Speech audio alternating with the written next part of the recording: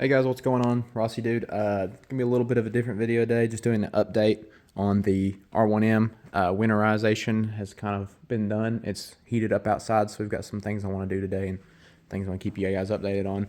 First of all, on my setup, I've had the GoPro 12, but now we're running the media mod, and I got my purple mic, which I've had hooked up, so we'll be able to do commentary when riding and things like that and get a little bit more personal on the videos other than just making runs on 421 and things like that.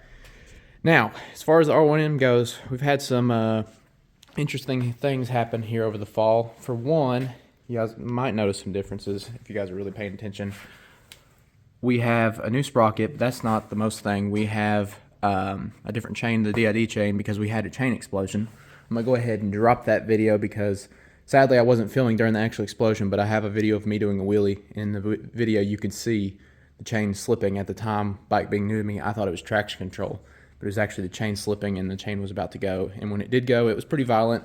We have some damage up in here, but I'll go ahead and roll that clip and we'll be right back.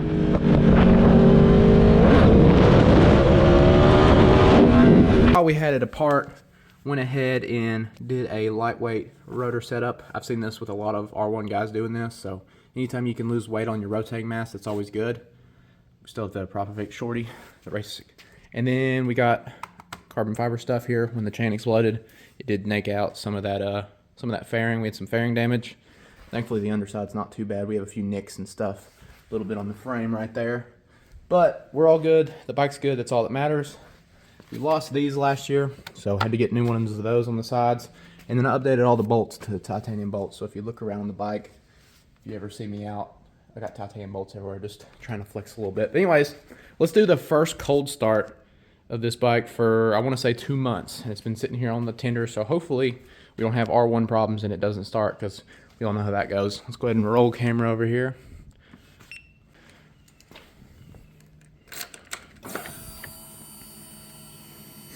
See, this baby is dirty. We're gonna get a little wash in today. I'm gonna do some clay barring. I've got this dent to pull. It came with the old owner like that. I always like to cycle the key a few times when they haven't been run in a while. Fancy R1 dash. All right.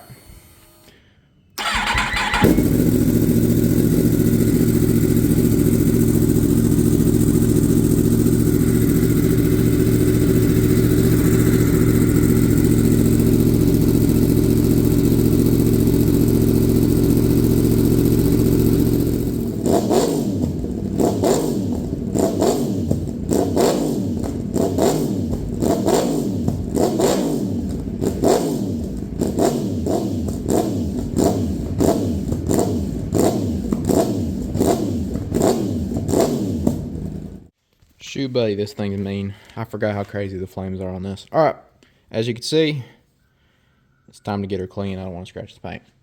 Take her down to the house. See y'all in a minute. All right, guys, gonna break down what we're using today to keep her clean. So obviously not sponsored because I have no subscribers. Just kidding. The complete clay bar system. So this is Chemical Guys.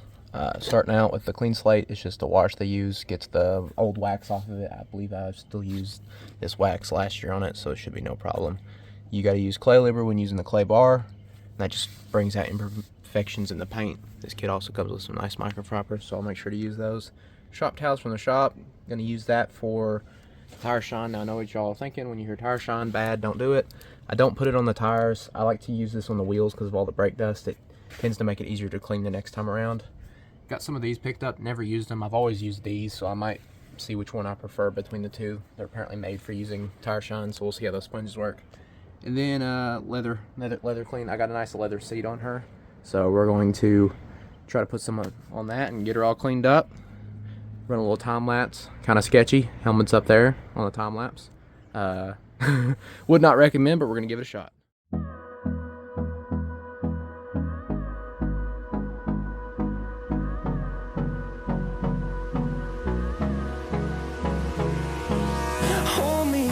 Till I get up, time is barely on our side.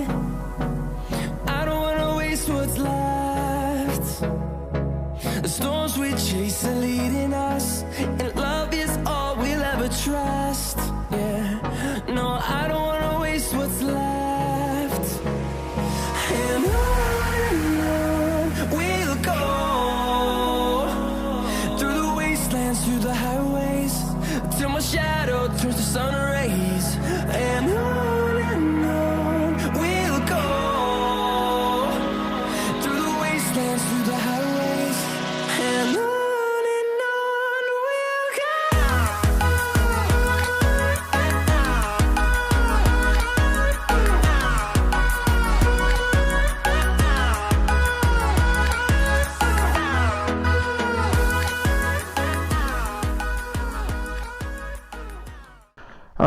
guys, a little switch up in the video here. We're gonna be jumping over. It's about 3 or 4 days later from when we were last filming cleaning the R1M. Kind of got nasty that day. At the end I was gonna do a ride, but the salt was on the road. It was getting cold. It was gonna snow, so it's back up in the garage. But getting into the 3 or 4 days later, had a customer drop off this Fireblade, and we were doing a new tire on the rear, which it's on there. It looks a little muddy because I had to take it down from the garage, and then done a fluid change. Probably gonna end up having to do a chain swap on it, and just some small things trying to get it back in working order. He just bought it, so we're gonna take her for a ride down the road. He's thinking it might have some steering things, so we're gonna go ahead and break in the rear tire and see if we can figure out what steering wise is going on with it. It's a 2005 model CBR 1000RR Fireblade, so it should be pretty peppy. Honestly, this will be my first time on a 180 degree crank 1000, because all mine have been cross planes, and I rode my buddy's RSV4, so this will be interesting. I also did straight pipe it, so it's gonna be pretty loud. Hopefully you guys can enjoy that. Here we go. These old bikes, they like to be a little long. Oh yeah, probably wouldn't be a bad idea to get some plugs on this thing if it's doing that on a long start. Might need to measure the fuel pressure at some point, but hey, old is gold, as they say. These old bikes. Give her a second to warm up and we'll head out and down the road. Alright. And y'all need to let me know on this new setup. This is the first time ever doing a moto vlogging setup. I've tried to put the Purple Panda somewhat in the bottom of this AGV. I've tested a little bit, but sometimes it's kind of a hard balance to get my voice not super over loud versus the bike. And if I stick it too far out, then all you can hear is the wind in the bike. So y'all just let me know if you have any ideas on how I should set up this mic setup. Alright. Clutch on this is super early.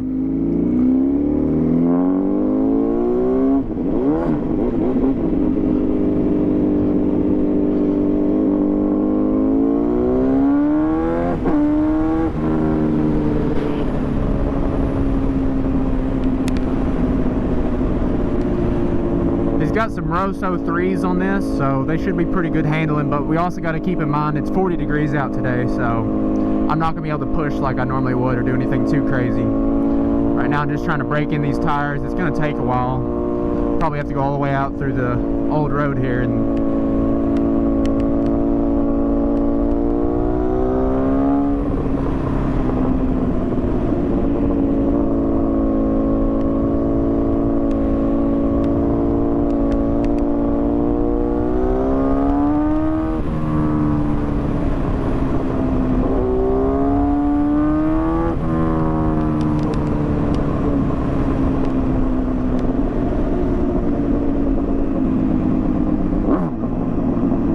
that clutch engages so early, it's insane. I've never had a bike that early.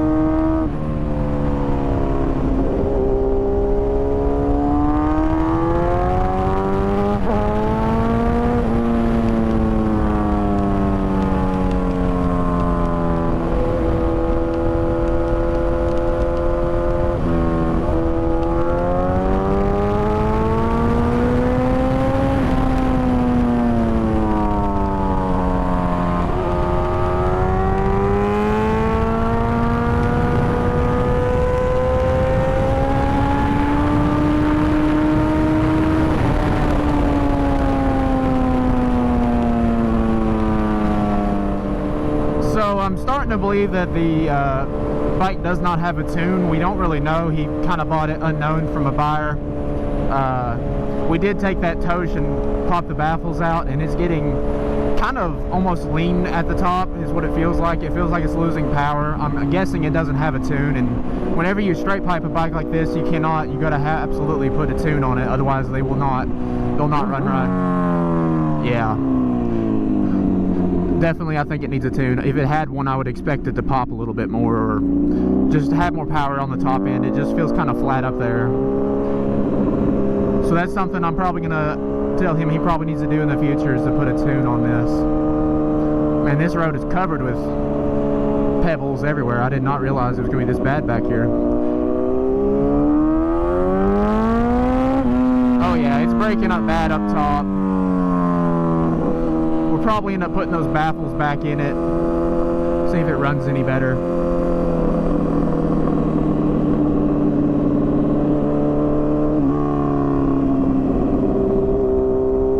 See if I can get a power wheelie here. I don't know if this thing's got enough power to do it.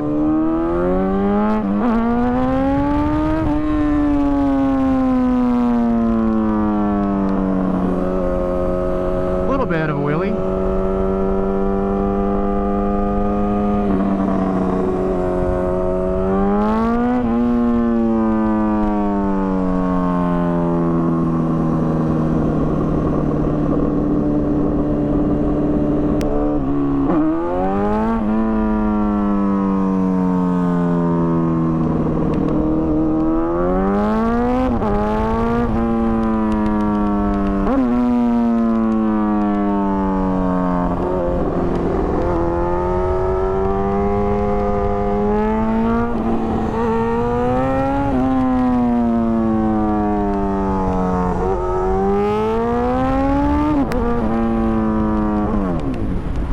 Whoa, false neutral.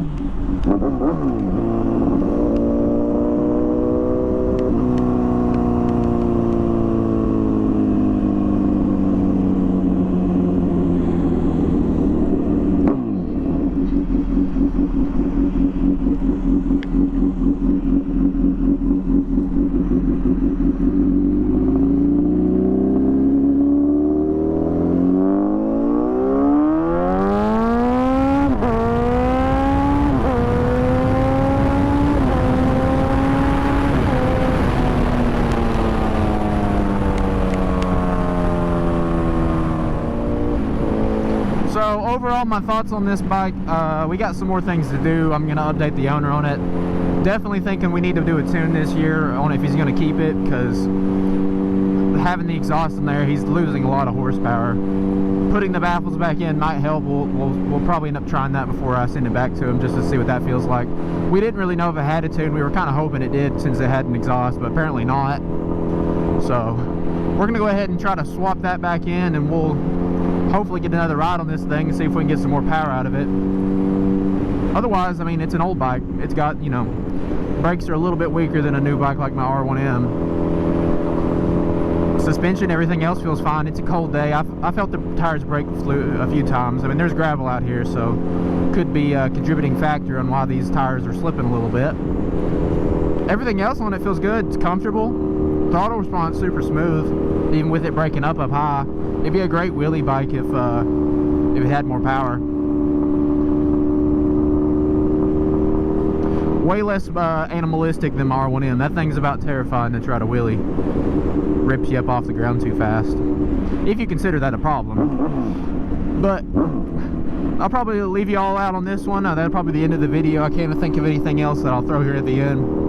Hopefully I'll have an outro soon. Don't believe I have one at the time of recording this, but I'll see y'all in the next one. Hopefully it'll be nice, warmer out here, and we can be riding that R1M. See y'all. Peace. Rossi on the inside. Valentino Rossi has gone up the inside of Marquez to take the lead back. Marquez responds immediately. This is up at turn 11. Rossi still holds the lead. The crowd going wild here in Assen. There's going to be a lunge. There'll be a lunge for Marquez. He's up the inside of Rossi. Oh, Rossi just holds firm. Rossi's through the gravel. Rossi's going to win the race. Valentino Rossi wins the Dutch TT. What a dramatic finale for the master, the doctor. What a day for number 46, Valentino Rossi.